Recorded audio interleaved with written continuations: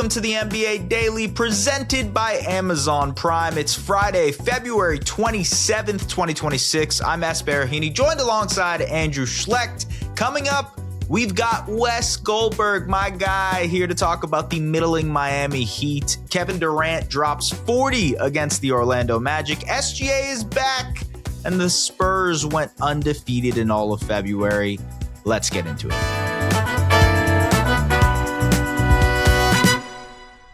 Good morning, everybody. Good morning, Andrew. Good morning, Disney World, Disneyland. Good morning. World. Right. Never been, but I'd love to go. Seems fun. It's cool. It's very cool. Would recommend Disney World. I've always, one of those like things that I want to do is be able to go with like an NBA, like Robin Lopez, take me to Disney World. Ooh, yeah. That would be a little side quest. That's the right person. Yeah. Okay. The Rockets also went to Disney World and they had it was a wild game. It was a wild game because Orlando set the tone early. Desmond Bane was awesome in this one. He dropped 30. And Desmond Bane has been very, very good for the Orlando Magic, especially as of late. Paolo Banchero has also been good. Didn't have a great game tonight, but it felt like Orlando was in control of this one until the third quarter, where the Rockets went on a 21-0 run. And that's inexcusable. It's insane. And Jamal Mosley, I think either only called one timeout or did not call a single timeout in that 21-0 run. Jalen Suggs, who got benched for the fourth quarter, was a -11 in 13 minutes tonight. He was -19 in those 4 minutes that the Rockets went on the 21-0 run. I feel like that is the game. We can talk about the fourth quarter execution because it was a close game, and Kevin Durant had 40 points, and the Rockets looked better in the clutch, and Reed Shepherd was awesome in this one too. But I think that's where the game starts. That absolute collapse that Orlando had in that third quarter.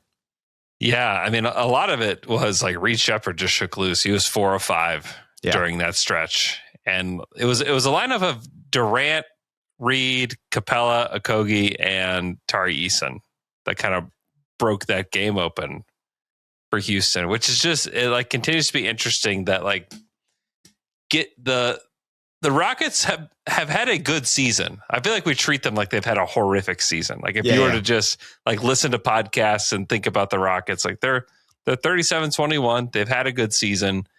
But I feel like they just can't find rhythm with all of their best players on the court at once. And it's been they're good. The numbers look good. They're a +6 with Şengün and Amen Thompson and KD all on the court together, and Jabari. But +6 is fine. Yeah. It's fine. It should be much better than that. But this little stretch, it was hey, just having shooting on the court is very helpful, especially when you have a guy named Kevin Durant on the team. But man, Orlando has had a just weird season, and I don't quite know what to do with it. I don't quite know what to do with their direction. And like you said, Desmond Bane has not been the problem. You could go man, shouldn't have traded for Desmond Bane, and that might be true. Yeah, but he's not.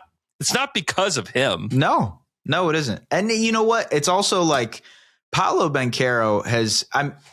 He's played better as of late, but he has not had the season that many expected him to. The jump shooting he's genuinely having one of the worst jump shooting seasons, high volume jump shooting seasons in NBA history.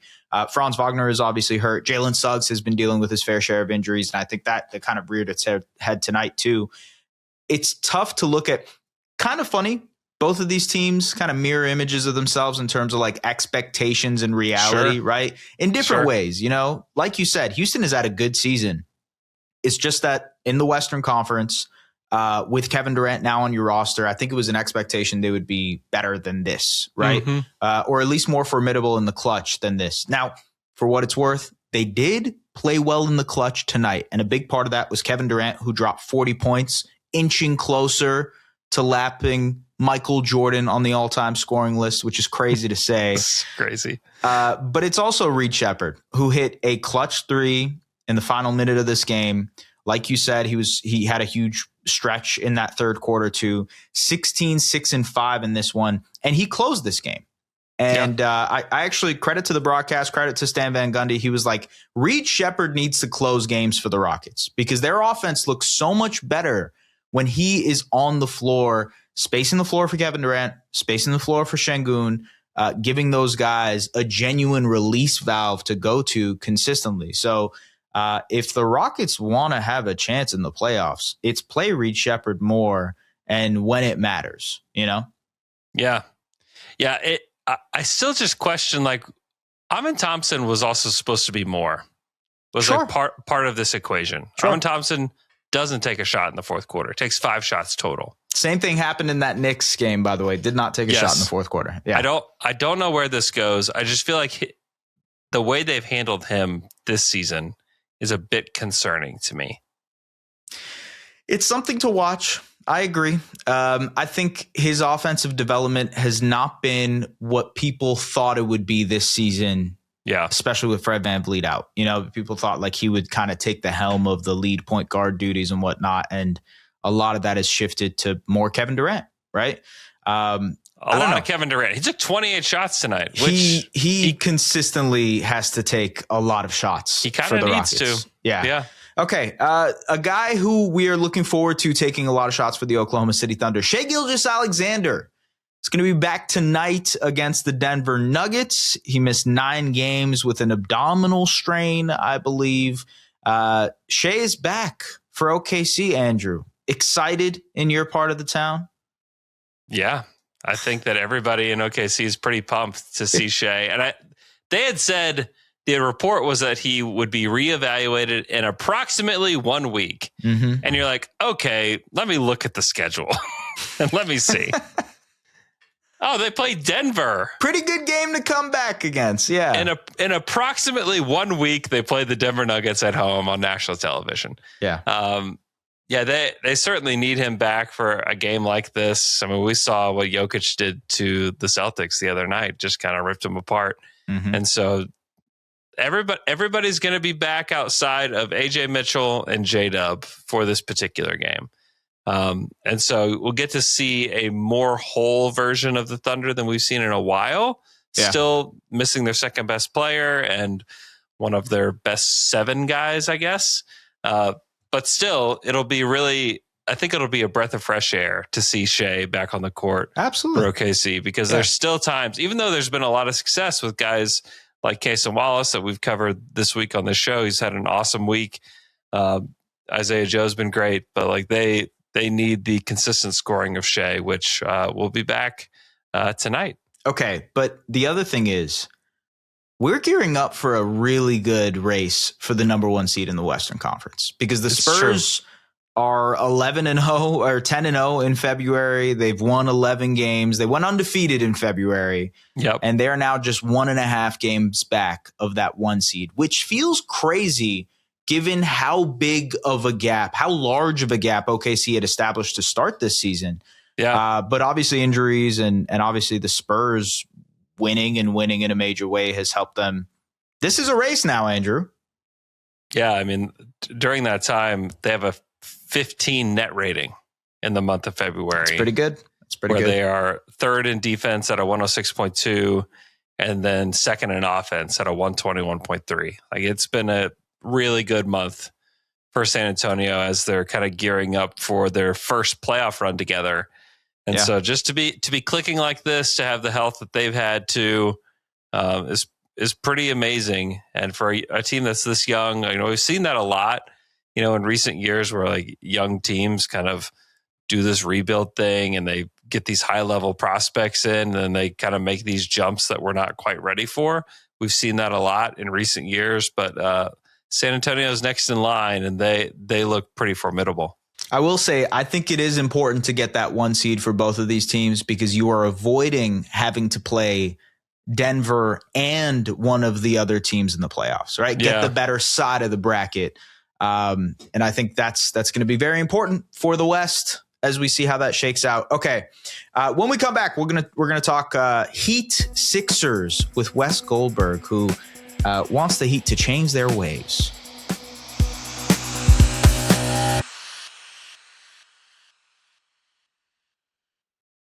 right, joining me right now is my guy, Wes Goldberg, host of Locked On NBA Daily at Real GM Radio, also host of Locked On Heat. Wes, what's going on, man? How's everything going? It's going well. Excited to be back here. Yeah, it's good to have you. I thought we were going to have you for potentially a Heat win, but I don't know if you have been privy to the NBA Daily curse. It happened again. The Philadelphia 76ers end up winning and beating the Miami Heat in what might turn out to be a decently important game when it comes to the race for the 6th seed in the Eastern Conference.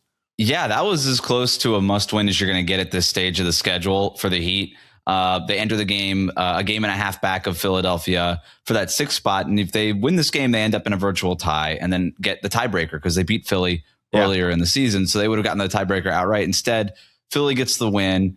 They keep their chances at the tiebreaker alive. They play later at the end of March, and whoever wins that game obviously gets it. But more importantly for Philly, like now with this cushion, it might not even come down to that for them. Yeah, this race probably ends here, I would say. But we'll see. We'll see. Still a little bit of season left for the Heat to make things interesting. The Heat also made things interesting in this game because at least in the first half, it was the Tyrese Maxey and Joel Embiid show.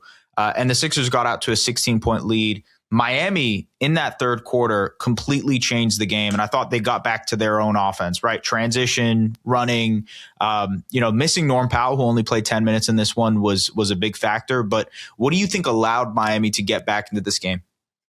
I think it was mostly just the lack of self-inflicted wounds in the third quarter. For really most of the game, fourth quarter included, but really in the first half, it was the lack of attention to detail, which has really stood out to me, not just in this game for Miami, but recently, in a recent loss to Milwaukee earlier in the week. They lost the turnover battle in this game. They lost the offensive rebounding battle in this game. They gave up 50 points in the paint. Very un-Heat-like, very un-Bam Adebayo and Eric Spoelstra-like.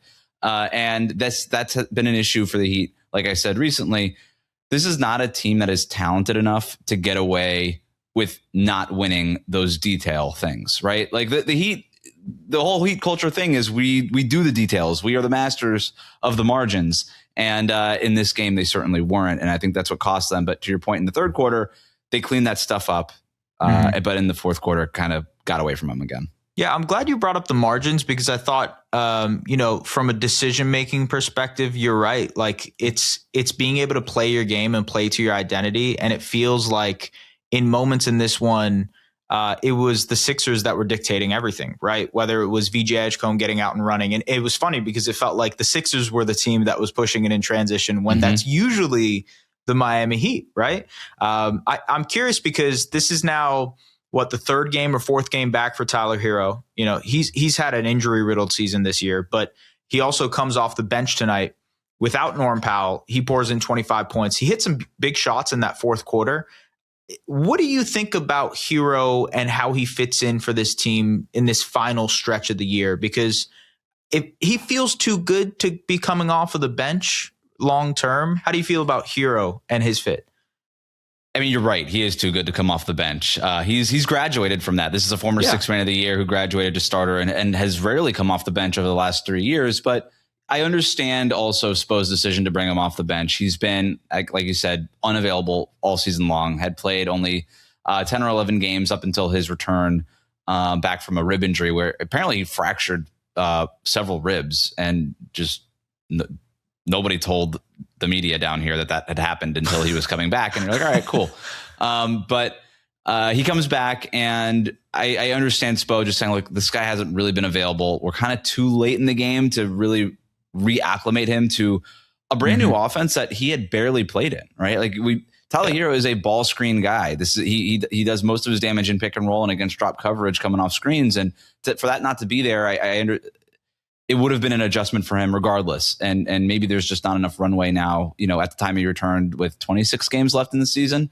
Maybe just not enough runway for him to get in it. But he's been playing well. Like at the end of the day, he's a bucket getter, and you saw that in the fourth quarter. He had that big three with 2.5 minutes to go to actually put the Heat up by 1. The problem is that the Heat did not score for the rest of the game after that, and Philly ended on an 8-0 run. But in terms of Herro's place, I think we're going to continue to see him off the bench now, unless obviously Powell and the groin injury that he exited with ends up being a multi-game thing. Then Herro will just go step into Norm's spot in the starting lineup. But The Heat want to be a defensive first team. I think there's concerns about what they can be defensively if you've got Herro, Powell, and Pelle Larsson starting. And Larson's not a bad defender, but he does get picked on by bigger players sometimes. And so that's what they're going to do. And I also kind of like it when it works. It works really well because this Heat team, like I said, they don't have that top end talent. So you got to find other ways to create advantages, whether it's mastering the details of the game and the margins like we were talking about, or winning the bench minutes, right? Kind of coming at teams in waves. And in their first 2 wins since the All-Star break, that's what they did. And then they dropped 2 games and they weren't really able to execute those things. But I do anticipate Herro coming off the bench for the rest of the season if as long as, health permitting for the rest of the roster. That combination of Jaquez and Herro is like you're getting a solid 30 points off the bench basically every night, right? That there's a baseline that you can kind of predict your bench is going to give you every single night, which is an interesting dynamic for Miami to have. And I think like between Yakashonis, who has come on strong, it didn't have the greatest game tonight against the Sixers, but has had moments here over the last couple of months as well. And also the Kel'el Ware experiment, because I feel like every time I watch a Miami Heat game, I want Kel'el Ware and Bam Adebayo to play more minutes together. And they don't end up playing as many minutes as I want them to. Why is that the case? Why have they not leaned in on those 2 guys playing together more often? Well, it's funny. When they do, they lean into it completely, right? Like Eric Spoelstra will be like, all right, we're going to start them now. And you're like, okay, they don't play together at all for a month. And then all of a sudden they're starting like they were going into the All-Star break. You come out of the All-Star break, you get healthy, and then all of a sudden Ware's back on the bench. And you don't really see them together. Now, was it late in the Milwaukee game, or maybe it was the game before that Ware was playing well in the fourth quarter, and Spo did decide to leave him in while bringing Bam back at his usual spot halfway through the fourth quarter. But that lasted only like a couple of minutes before Ware went back on the bench. And I thought that was the wrong decision at the time. And then in this one, that was the fourth quarter. And that only happened because Ware was playing well in that game. In this game, we saw it in the second quarter. And I was like, oh my God, first half minutes with both these guys on the court. This is planned. This is a planned thing. This is not just a hot hand thing. And then a minute later, Bam subs out, and we only got to see it for a minute, which is basically nothing. That barely counts. So, to answer your question, I think the reason why they got away from it, they did experiment with it more earlier in the year, especially with the starting group, like I said. But then the numbers after a while just kind of indicated that it didn't work. The Heat were better as a defensive team and, strangely enough, as a rebounding team when they only had one of Bam and Ware on the court without the other one. And that was the case when it was Ware without Bam or Bam without Ware. Very strange that was the case. If you're not getting the rebounding advantage and you're not getting a rim protection advantage, then why are you playing 2 bigs? Because now you're sacrificing spacing. You're not getting any of the advantages of it. And so Spo decided that it's not going to work. There's also the added wrinkle that they just don't have another center on the roster. So making sure that they're staggered the entire time is the way to mitigate those things when they do start together. Sometimes Nikola Jovic plays at the backup 5, and he's really struggled this year. So and now he's out of the rotation altogether. He was injured for this game, but he's mostly been out of the rotation anyway. So that's I think Spo just looked at the numbers and said that just doesn't work for us right now. And I also don't think that this offense does either of them any favors. I think Bam has struggled to find his spots, no pick and roll.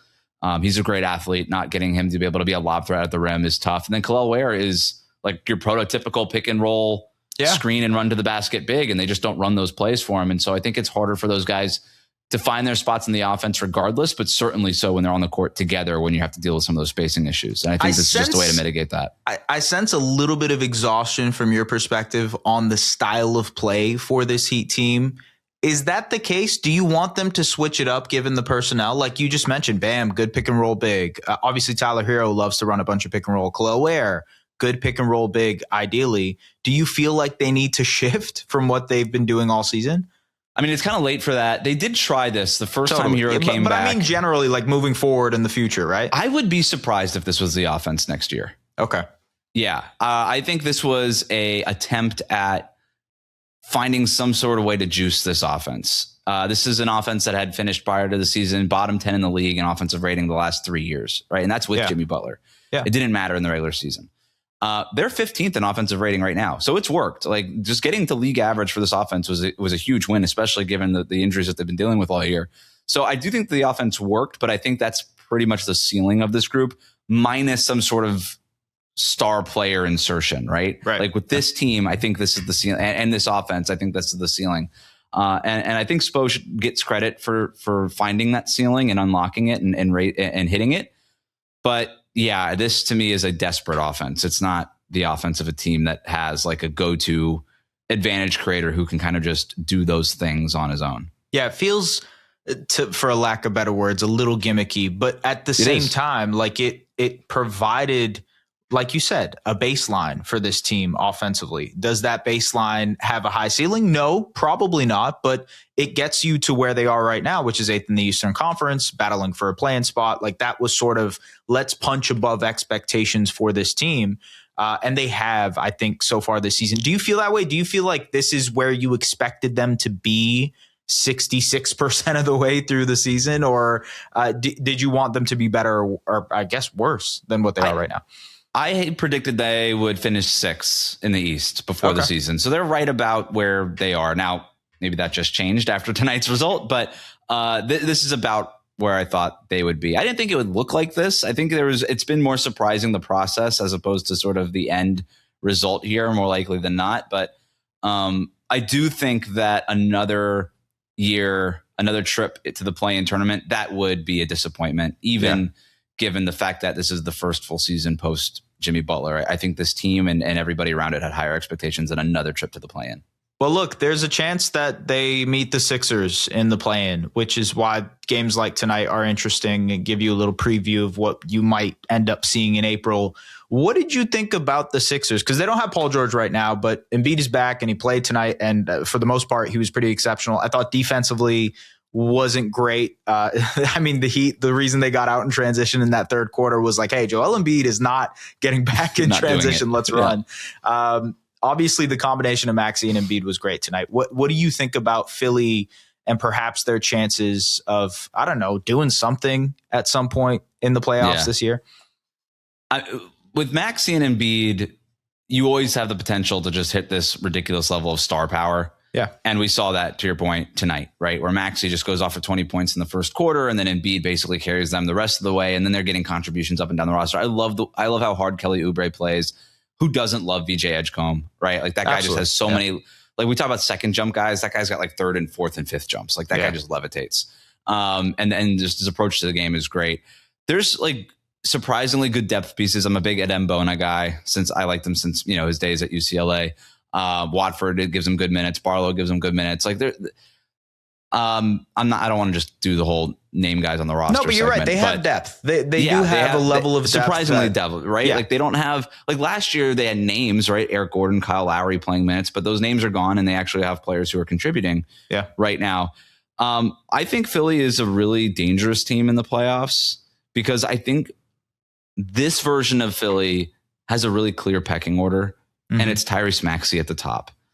And you don't necessarily always need the big Embiid games to win games with this group anymore. Yeah. It always felt like that was the case. And now they can just win games in other ways. And if Embiid has it going, great. Ride Embiid until the wheels come off. But I think this team has multiple ways. Maxey is a legit MVP candidate this year. Like he's going to be on ballots. He's not going to win it, but he's going to get on ballots. So given the sort of shakiness of the East, would it be crazy if they won a first round series against one of the top seeds in the Eastern Conference? Like, I don't think I would be surprised, but I wouldn't be shocked if that made sense. Right. Yeah. And so I like this Philly team quite a bit. I think they have a really clear identity. I think Nick Nurse has finally figured out, like with all these guards and stuff, he's really doing some interesting things offensively with some of the sets that they're running. And if Embiid is able to kind of peak at the right time, which remember had been the plan for the last 2 years, right? 100%. This isn't just like a coincidence. If he's peaking at the right time, who knows? Maybe they can make some noise.